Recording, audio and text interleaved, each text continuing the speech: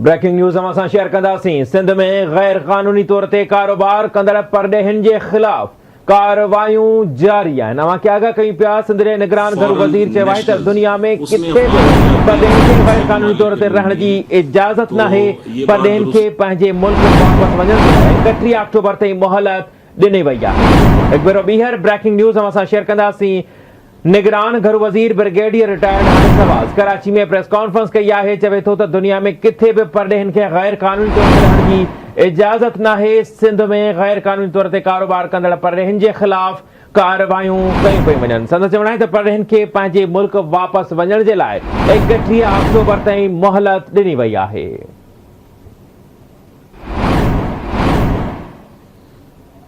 Breaking news हम सां share कंदासीं। निगरान घर वज़ीर चवे थो दुनिया में किथे बि परॾेहिनि खे गैर कानूनी तौर ते रहण जी इजाज़त नाहे। सिंध में गैर कानूनी तौर कारोबार कंदड़ परॾेहिनि जे ख़िलाफ़ कार्रवायूं जारी आहिनि।